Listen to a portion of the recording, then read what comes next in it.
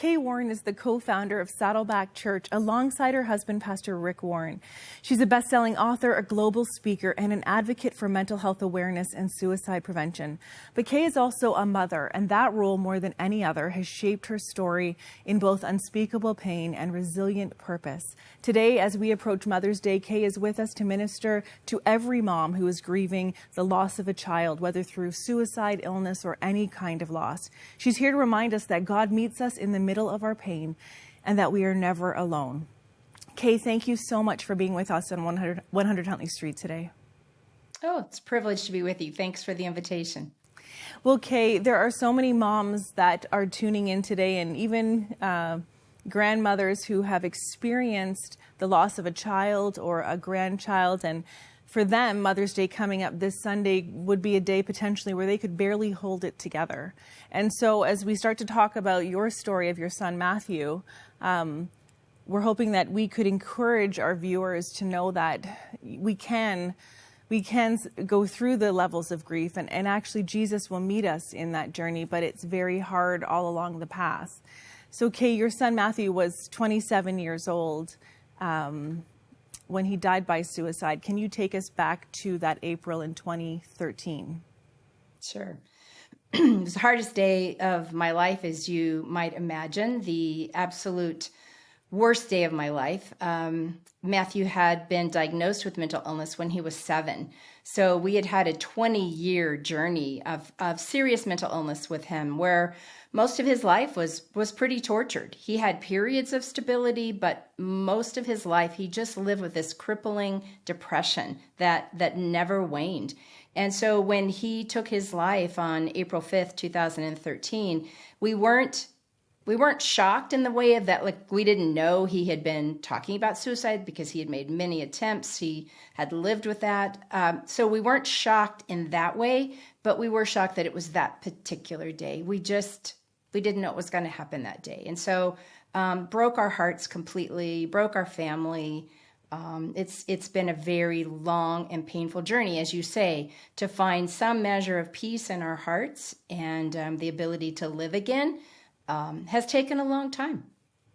And Kay, for Matthew's lifetime, you were such a strong sounding board for him. There were many dark valleys that you helped walk him out of. And yet on the day where he died by suicide, you were not able to reach him in those ways. And I'm sure your feelings are very complex. I think anytime we lose a child, our feelings are deeply complex. The grief is complex. You talk a bit in your books and in some of your public speaking about this concept of catastrophic grief, which I think applies to so many people. You'll describe that more in depth in a moment, I hope, but it also applies to moms who have lost a child, who don't expect to ever bury their child. No, it's just unnatural. You know, we have this understanding that parents outlive their children, and it's our kids that are supposed to be at our bedside, you know, when we're taking our last breath, not the other way around. So it is it is up there in the top level of stress as they measure stress. To lose a child is just up there, I think, at like number 100. It is the top. So Mother's Day is a complicated holiday. It's beautiful if everything's going well, but if you are in any kind of grief around Mother's Day, becoming a mother, sometimes it's not even losing a child. Maybe you just lost your mother, or maybe you never had the opportunity to become a mother, or maybe you had a stillborn child. I mean, there's so many different ways that Mother's Day can be complicated and painful. And I love it when faith communities are aware of that and incorporate that, and don't just make it all about, you know, who's the oldest mother or who's the youngest mother, or, you know, and giving out flowers, which is beautiful and it's fantastic. And we do want to celebrate with those and rejoice with those who are rejoicing. I have surviving children. I am a mother and a grandmother. So Mother's Day has those moments of both deep pain and deep joy. And to be able to call that out, not ignore it, not pretend that it doesn't exist, but to recognize it and to honor both the women who are mothers and the women for whom being a mother has complications and some jagged edges. I'm so pleased when the faith community can recognize both. Indeed, that's so true, Kay. And there are so many women today watching that are dreading this Mother's Day coming up.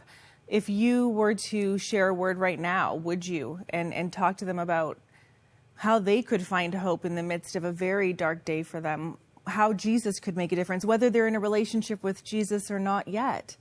How can they get through this coming Mother's Day with resilience and hope?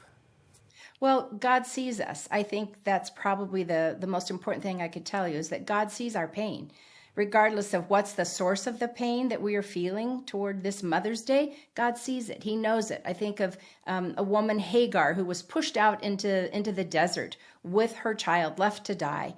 And her comment was that she met God there, and she called him the God who sees me. And that is probably one of the truest statements I can make about God, is he does see our pain.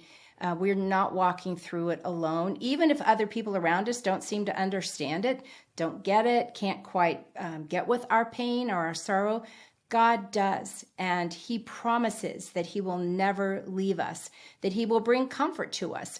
I think, though, to get comfort, we have to actually say, though, I hurt. And maybe it's obvious that you're hurting because of the circumstances of your life. But some of those hidden hurts that we don't know how to bring forward, the fact is God sees them, he knows them, and he promises to bring comfort, to never leave us, to help us walk through whatever the pain we're experiencing. And he promises to bring beauty from the ashes. I can tell you that after Matthew died, it felt like our entire lives were just left in ashes, ruins. And to know that God brings beauty even out of what feels like complete ashes, is a promise to hold on to. It's one of the promises that I have held on to in these years since my son died. Kay, that's so profound what you've just shared with us, and that God does bring beauty from ashes. For those of you who are watching right now who are experiencing deep grief and will be challenged this weekend as Mother's Day unfolds, we want to encourage you to call our prayer partners. They're available to you 24 hours a day, 7 days a week. Call 1-866-273-4444. They can pray with you, walk with you, support you. You can also go to kwarren.com/breathe if you want to get some more information, even about Kay's journey through the grief and loss of her son, Matthew, and what it looks like to walk through that throughout the years. Kay, we're going to be joining you soon enough because you're going to be here in Toronto, Ontario, and we're going to get to talk to you more in depth about your story and about Matthew's life and some of the challenges, but also some of the learnings. And we're really thankful that you're going to be at the Ministry Mental Health Summit coming up May 20th to 22nd in Toronto at Tyndale University. Why are you excited about this event? Oh, I get so excited anytime anybody wants to talk about mental health and what we can actually do about it. And when the faith community partners with the mental health community and people with lived experience, that's when real change can happen. When we go after mental health in all those different areas, both physically, spiritually, emotionally, then people can really get the help that they need. So I'm thrilled to get to be there. Kay, thank you so much for being with us today. Thank you for your authenticity, your deep love for God, and your deep care for people, and your encouragement that there is hope and healing on the other side of great grief and loss, and even through those seasons of mental illness. Thank you so much for being with us today, Kay. Thank you. Thank you for the invitation.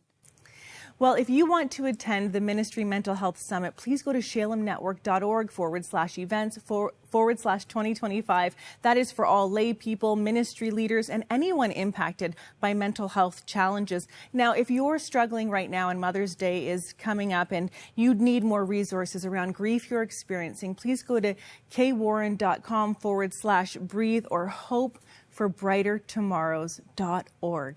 Stay with us. There's so much more to come.